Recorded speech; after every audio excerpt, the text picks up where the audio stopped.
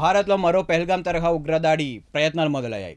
Delhi police special cell ఆ terrorist plan మోడ్యూల్స్ని అడ్డుకుని 5 టెర్రరిస్టులని నిన్న అంటే సెప్టెంబర్ 11న అరెస్ట్ చేశారు. అందులో ఒకటిది నిజామాబాద్, తెలంగాణ.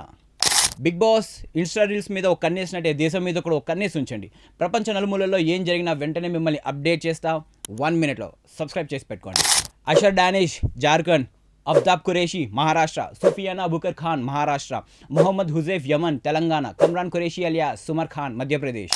ఈ 5 టెర్రరిస్టుల నుంచి chemical explosives, guns, batteries, wires and బాంబులు తయారు చేసే సామాగ్రిని స్వాధీనం చేసుకున్నారు. వీరి అజెండా రైట్ వింగ్ లీడర్స్ అంటే ప్రస్తుతం సెంట్రల్లో పవర్లో ఉన్న మెయిన్ లీడర్స్ని చంపడం. ఖలీఫత్ మూవ్మెంట్, గజ్వాయ్ హింద్ అంటే భారత్ని ఇస్లాం నేషన్గా మార్చే యత్నం. వీళ్ళు సోషల్ మీడియా ద్వారా వీళ్ళు పాకిస్తాన్లోని హ్యాండ్లర్స్తో కాంటాక్ట్లో ఉన్నారు. వీళ్ళు ఎన్జిఓస్ ముసుగులో జనాల మధ్య తిరుగుతున్నారు. ఎన్జిఓస్ ముసుగులో కొంత ల్యాండ్ని సేకరించి దాన్ని ఖలీఫత్ మూవ్మెంట్కి స్థావరంగా మార్చాలన్నది ప్లాన్. భారత భద్రతా బలగాలు అప్రమత్తంగా ఉండడంతో పెద్ద ముప్పు తప్పింది. ఇది అంతం కాదు, ఆరంభము కాదు, అనాదిగా భారత్పై జరుగుతున్న కుట్ర. దీనికి ఎవరిని బాధ్యులను చేద్దాం? పక్కనే ఉంటూ పక్కలో బల్యంగా మారిన దాయాదులనా? మనపై దాడి చేస్తారని తెలిసి కూడా ధనం, బలం, ఆయుధాలను సరఫరా చేస్తున్న అగ్రరాజ్యాలనా? ఈ దేశంలో ఉంటూ ఈ దేశం ఉప్పు తింటూ పక్క దేశాలకి కొమ్ము కాస్తున్న కొందరు రాజకీయ నాయకులనా? భారత్లో ఉంటూ పాకిస్తాన్, పాలస్తీన్ నినాదాలు చేసే పౌరులనా? This is Srikanth.